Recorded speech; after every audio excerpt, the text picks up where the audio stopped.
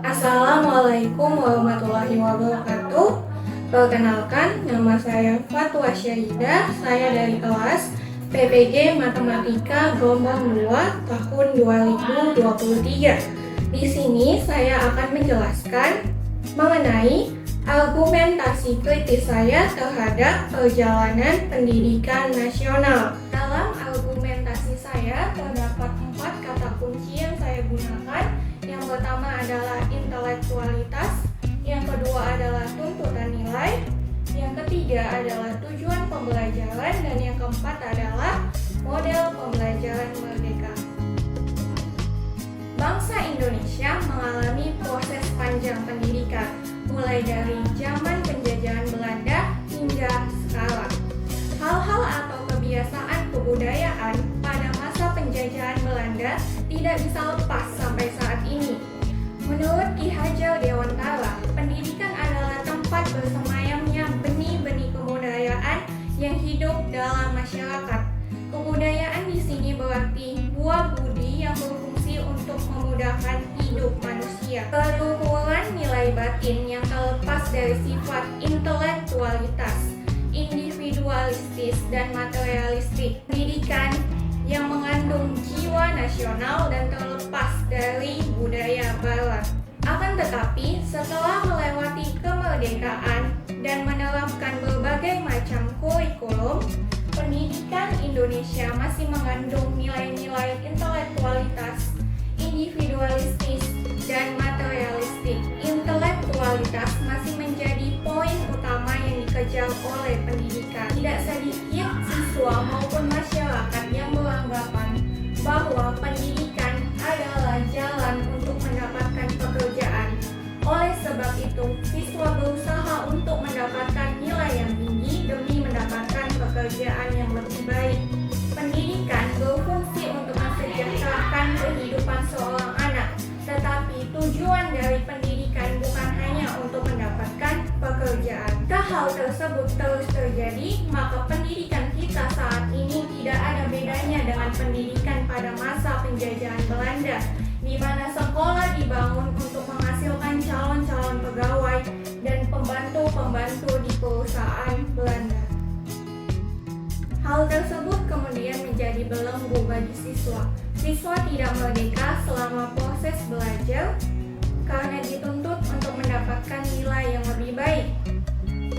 Meskipun KKM kriteria ketercapaian minimum pada kurikulum 2013 yang menjadi patokan lulus atau tidak lulusnya siswa dalam memahami pembelajaran yang didasarkan pada angka mutlak seperti angka 75 dan 78 telah diganti dengan KTTP atau kriteria ketercapaian tujuan pembelajaran pada kurikulum merdeka, siswa masih terjerat dalam belenggu karena baik KKM maupun KTTP masih berfokus pada tujuan pembelajaran. Sejak berlakunya kurikulum tahun 1975, guru diwajibkan untuk merumuskan tujuan pembelajaran yang disebut dengan tujuan instruksional, di mana tujuan tersebut dibebankan kepada setiap program aktivitas pembelajaran pada suatu bidang pelajaran.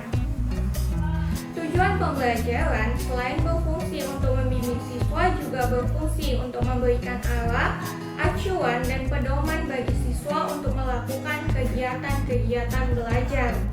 Sehingga dengan demikian, guru dapat menentukan aktivitas-aktivitas apa yang bisa dilakukan untuk mencapai tujuan tersebut. Tujuan pembelajaran adalah pedoman awal dan acuan bagi guru untuk merancang pembelajaran, seperti menentukan bahan ajar apa yang digunakan, menentukan model dan strategi apa yang akan diterapkan. Tetapi menurut saya, menyamakan semua siswa yang mempunyai kebutuhan dan keterampilan yang berbeda-beda untuk mencapai tujuan pembelajaran yang sama belum dapat dikatakan merdeka dalam belajar. Dalam segi aktivitas pembelajaran siswa di dalam kelas, pendidikan nasional sudah jauh berkembang dan sudah dapat dikatakan merdeka. Pada saat ini terdapat banyak model-model pembelajaran seperti problem-based learning, project-based learning, dan inquiry yang berpusat kepada siswa, membebaskan siswa berekspresi dan berpendapat, dan siswa dapat menilai sendiri kemampuannya serta teman sejawatnya atau teman sekelasnya. Pembelajaran yang mengharuskan siswa aktif sebenarnya sudah berlaku sejak penerapan kurikulum 1984. Pada saat itu, model pembelajaran yang digunakan adalah CBSA, cara belajar siswa aktif.